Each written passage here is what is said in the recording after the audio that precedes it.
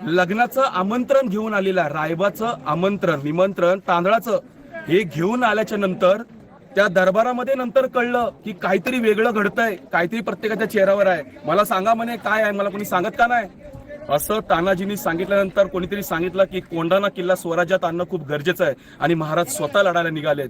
तानाजींनी शब्द दिला की मालकानी लढायला जावं, मी असताना आपल्या राजांनी लढावं, आम्ही जिवंत असताना. म्हणे हे सगळं तांदळाचं निमंत्रण जमिनीवर तसंच टाकलं. सगळ्या पाहुण्यांना माहितीये निमंत्रण दिलेले होते, सगळ्या सगेसोऱ्यांना निमंत्रण दिले होते. अख्खं घर सजवलेलं होतं, अख्खं घर उमरड गावात सजवलेलं होतं. लग्नाची सगळी तयारी झाली होती. पण तांदळाचं निमंत्रण खाली पडलं आणि तानाजीने एकच शब्द सांगितला, लग्न बाजूला, आधी लग्न माझ्या कोंड्यानाचं, मग माझ्या रायबाचं मी लावेन, राजा ह्या स्वारीवर मीच जाणार असं हट्टाने सांगून राजगडावर शेवटचा घास खाल्ला होता अन्नाचा त्या माणसाने. त्याच्याबद्दल एकच सांगितलं जातं, जो गेला तो आला नाही, जो गेला तो कधी आला नाही. असं तानाजी मालुसरे जो राजगडावरून कोंढाण्याच्या स्वारीला गेले ते पुन्हा मागे आले नाहीत.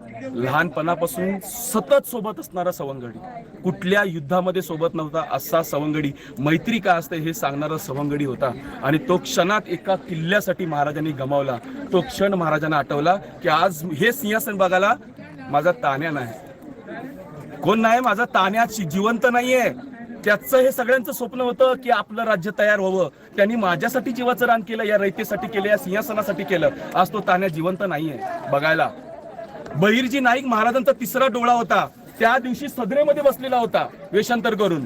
पण एवढ्या सगळ्या लोकांचे महाराजांनी सत्कार केले, सन्मान केले, सगळ्यांना वेगवेगळी वस्त्र दिली, शस्त्र दिली, सगळ्यांचे सन्मान केले. पण त्याचा सन्मान करू शकत नव्हते, कारण महाराजांना माहिती आहे त्याला जर समोर आणलं तर सगळ्यांना कळेल की हा बहिर्जी नाईक आहे.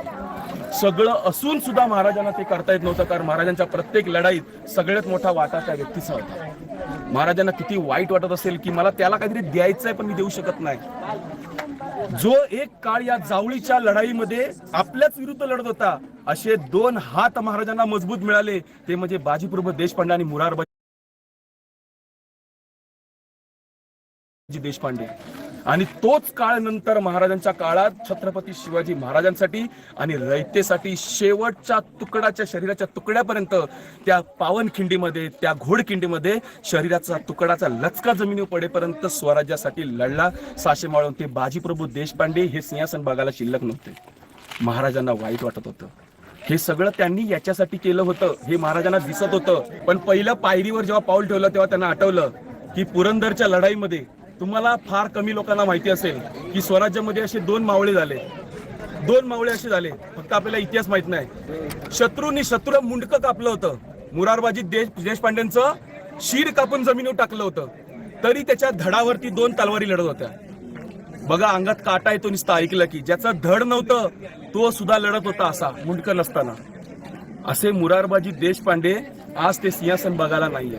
माझा मुरारबाजी गेला पुरंदरच्या लढात. महाराजांनी मुरारबाजी गेल्याच्या नंतर महाराज घाबरले, म्हणे माझा एवढा मोठा मर्दसारखा, वाघासारखा माणूस गेला, उद्या बाकीचे गेले तर काय करणार मी. म्हणून महाराजांनी पुरंदरचा तह केला आणि 21 किल्ले द्यायला लागले. किल्ले गेलेले परत जिंकता येईल, पण माणूस गेलेला परत नाही आणता येणार, हे ओळखणारा राजा होता आपला. हे आपल्याला फक्त समजलं नाही का, कारण माणसाला माणूस जोडून महाराजांनी स्वराज्य घडवलं होतं. माणसाची किंमत होती राजाला. म्हणून